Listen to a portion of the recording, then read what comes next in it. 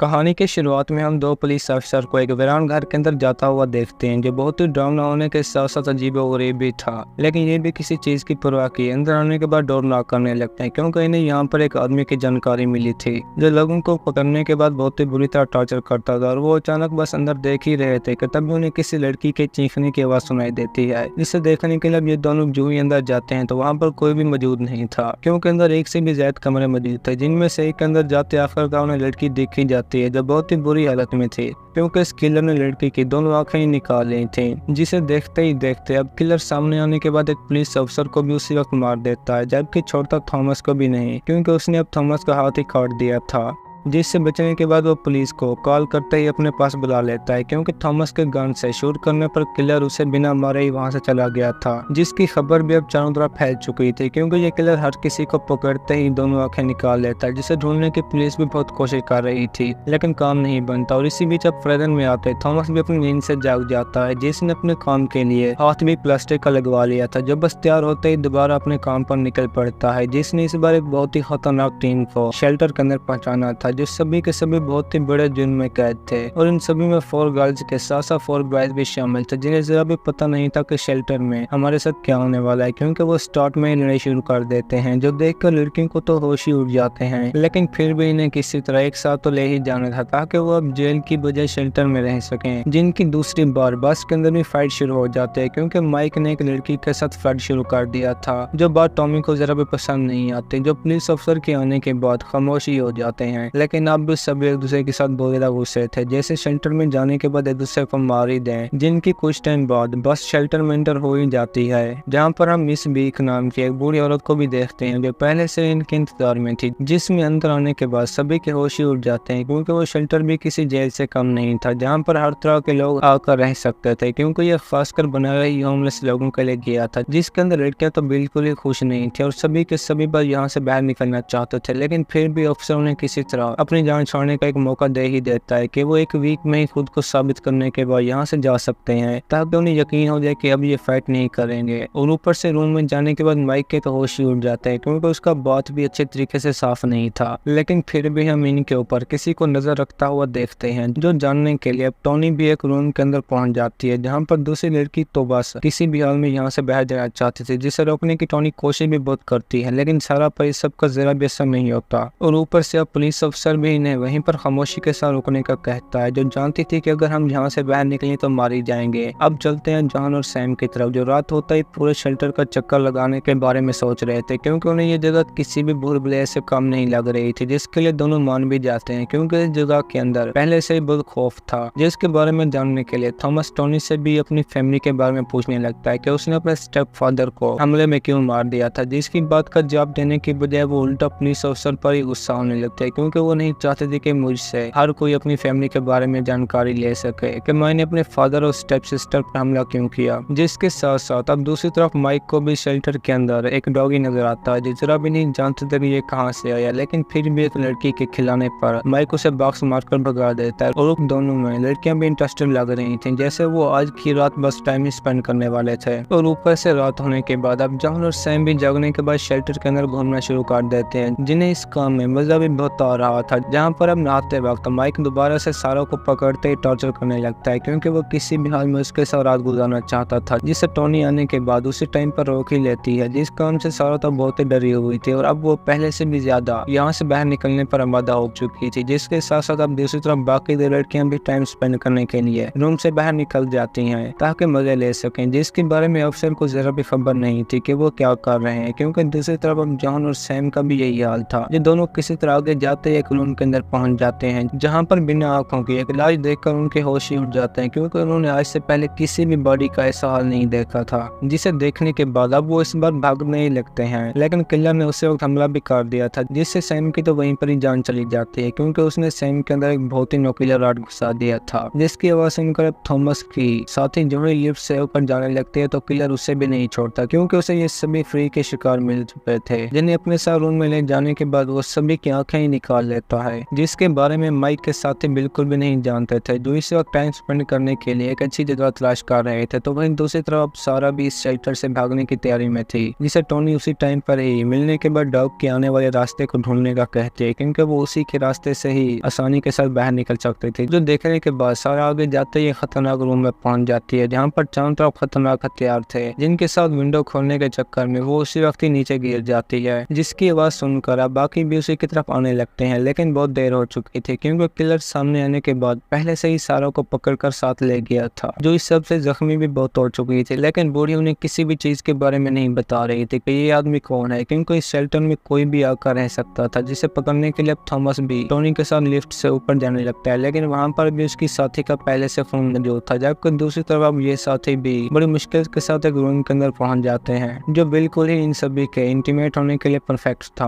और ऊपर से जॉन भी किसी तरह भागते भागते आखिरकार थॉमस को मिल ही जाता है, लेकिन वो इस किलर के बारे में जरा भी नहीं जानते थे, जो कि और नहीं बल्कि वही कहानी के शुरू में थॉमस का हाथ काटने वाला आदमी था, क्योंकि थॉमस ने जाते वक्त उसके सर पर एक गोली मार दी थी, जिसका निशान आज तक भी उसके ऊपर था। और वो इन दोनों को यहाँ से बाहर जाने का कहते ही आगे जाने लगता है, लेकिन इस बार किस्मत साथ नहीं देती, क्योंकि किलर सामने आने के बाद उससे भी मार देता है। यहाँ पर दूसरी तरफ अब एक कपल रूम में जाते ही इंटीमेट होने लगता है, जिन्हें आपस में मजा लेते वक्त किसी भी चीज की कोई खबर नहीं थी कि हमारे इस बेड के नीचे एक वायर डायरेक्ट किलर के रूम की घंटी के साथ सेट है, जिसके बजने से अब उसे भी इन दोनों के बारे में पता चल जाता है कि ये कहाँ पर है, जो इस बार सारा को पकड़ते ही अपने साथ ले जाकर बांध देता है। लेकिन उसने अब तक भी सारा को मारा नहीं था, जिसके बारे में आप लोगों को भी आगे चलते पता चल जाएगा। जो इस बार सारा को एक रूम में ले जाकर केज के अंदर बंद करते ही खुद माइक को पकड़ने के लिए निकल पड़ता है, जिसने जाने से पहले सैम की दोनों आंखें भी निकाल ली थी, और उसे ये काम करते जरा भी अजीब महसूस नहीं हो रहा था। और उसने सारा को भी